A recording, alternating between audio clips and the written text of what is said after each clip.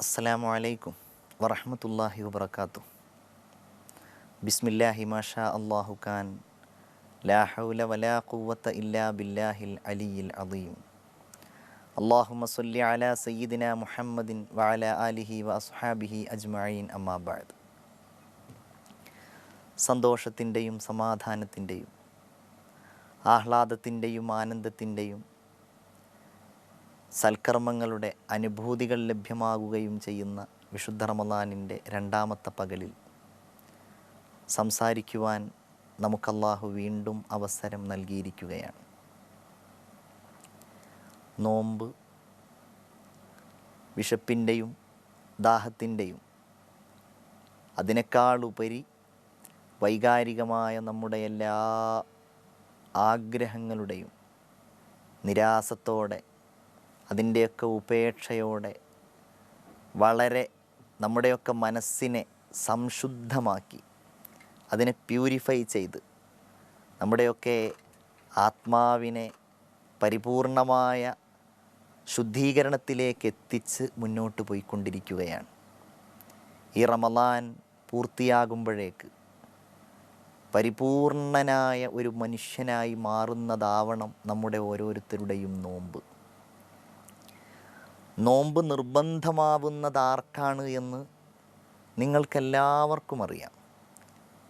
പ്രായപൂർത്തിയായ ബുദ്ധിയുള്ള ഒരു മുസ്ലിമിനാണ് നോമ്പ് നിർബന്ധമാവുന്നത്. ഇത് പരിപൂർണമായും ഉൾക്കൊള്ളണം നാം. പക്ഷേ പ്രായപൂർത്തിയായ അന്നു മുതലങ്ങ് നോമ്പ് അനുഷ്ഠിക്കുകയോ അല്ല. ഇത് വളരെ ഗൗരവമേറിയ ഒരു വിഷയമാണ്. നോമ്പനുഷ്ഠിക്കൽ വലിയ പരിശീലനത്തിലൂടെ മാത്രമേ ഒരാരാധനയായി നിലനിർത്തുവാൻ സാധിക്കുകയുള്ളൂ. ആ പരിശീലനം കൊച്ചുനാൾ മുതൽ നിങ്ങൾക്ക് ലഭ്യമായതുകൊണ്ട് മാത്രമാണ് നിങ്ങൾ ഇന്ന് നോമ്പ് നോൽക്കുന്നവരായി നിൽക്കുന്നത്. നിങ്ങൾക്ക് ആ അനുഭവം, ആ പരിശീലനം, ആ ബോധനം നിങ്ങളുടെ മാതാവും പിതാവും കൊച്ചുനാളിൽ നൽകിയിട്ടില്ലായിരുന്നുവെങ്കിൽ ഇല്ല, നിങ്ങൾക്ക് നോമ്പെടുക്കാനുള്ള മാനസികാവസ്ഥ ഉണ്ടാവുകയില്ല. ഈ സൽക്കർമ്മത്തോട് നിങ്ങൾ പുറംതിരിഞ്ഞു നിൽക്കും. നോക്കൂ, നിങ്ങൾ ഇത് നമ്മൾ ആർക്കാണ് പകർന്നു നൽകേണ്ടത്? നമ്മുടെ മക്കൾക്ക്. അവർ കൊച്ചു കുട്ടികളാകുന്നത് മുതൽ നമ്മൾ നോമ്പെടുക്കുന്നത് കാണുകയാണ്.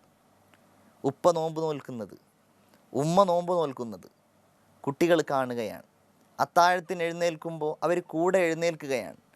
3.5 വയസ്സായ കുഞ്ഞ്, 4 വയസ്സായ കുഞ്ഞ്, ആ പ്രായങ്ങളിലൊക്കെ നോമ്പെന്നത് കൗതുകകരമായ ഒരു കാഴ്ചയായിട്ട് അവരുടെ ഹൃദയത്തിൽ ഇങ്ങനെ മതിച്ചു നിൽക്കുകയാണ്.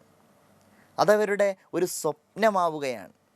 എന്നിട്ട് അവരൊരു നോമ്പ് നോറ്റ് അവരുടെ കളിയുടെ ഭാഗമായിട്ട് പോലും ഈ നോമ്പനുഷ്ഠാനമുണ്ടാവും. 10 മണി വരെ നോമ്പ് നോൽക്കും, ഉച്ചവരെ നോമ്പ് നോൽക്കും. അല്ലെങ്കിൽ കുട്ടികളൊക്കെ അങ്ങോട്ടും ഇങ്ങോട്ടും അവന് നോമ്പുണ്ട്, ഇവൻ നോമ്പ് മുറിച്ചു എന്നൊക്കെ പറഞ്ഞ് അങ്ങോട്ടും ഇങ്ങോട്ടുമൊക്കെ അവരുടെ ഷണ്ടയുടെയൊക്കെ ഭാഗമാക്കിയിട്ട് അവർ മാറ്റും. എൻ്റെ ഈ സംസാരം കേൾക്കുന്നവരോട് ഞാൻ ഗൗരവപൂർവ്വം ഉണർത്തുകയാണ്.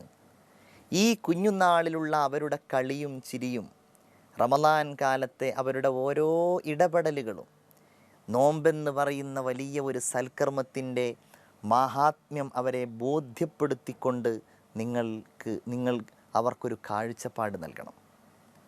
നിങ്ങൾ കുട്ടികൾക്ക് പഠിപ്പിച്ചു കൊടുക്കേണ്ട മര്യാദയുടെ ഭാഗമാണ് അത്.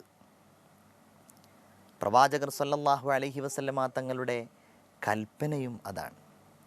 7 വയസ്സ് മുതൽ കുട്ടികൾക്ക് നോമ്പ് പരിശീലിപ്പിക്കുക എന്നത് ഉപ്പയുടെയും ഉമ്മയുടെയും ബാധ്യതയാണ്. അത് നിർബന്ധമാണ്. അവരെ പരിശീലിപ്പിക്കുക. ഒരു പക്ഷേ 7 വയസ്സായ ആ സമയത്ത് അവർക്ക് ഉച്ചവരെ, അടുത്ത ദിവസം വൈകുന്നേരം വരെ, അടുത്ത ദിവസം മഗ്‌രിബ് വരെ പൂർണ്ണമായും നോമ്പ് നോൽക്കാൻ ഇങ്ങനെയൊക്കെ സാധിക്കും. 7-ാമത്തെ വയസ്സിൽ ഒരു പക്ഷേ ആ റമളാനിൽ ഒരു നോമ്പേ അവർക്ക് പൂർണ്ണമായും നിലനിർത്തുവാൻ കഴിഞ്ഞിട്ടുണ്ടാവുകയുള്ളൂ. എന്നാലും അതവർക്കൊരു പരിശീലനമാവണം. ഉറച്ചു വരുന്ന വകതിരിവെത്തിയ അവരുടെ ആ പ്രായത്തിൽ നോമ്പ് ഒരു മഹാസംഭവമായിട്ട് അവരുടെ മനസ്സിലുണ്ടാവണം.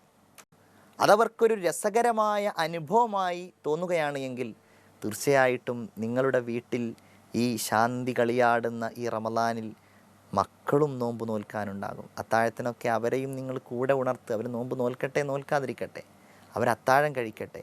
ഈ രാവ്, ഇതുപോലെ ഒരു സന്ദർഭം എല്ലാ വർഷവും വരുന്നുണ്ട് എന്ന് അവരും അറിയട്ടെ.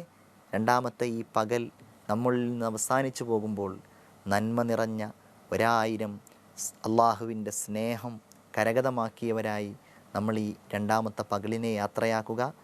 ഇന്നത്തെ ഈ സംസാരം ഇവിടെ അവസാനിപ്പിക്കുന്നു. അസ്സലാമു അലൈക്കും വറഹ്മത്തുള്ളാഹി വബറകാതുഹു.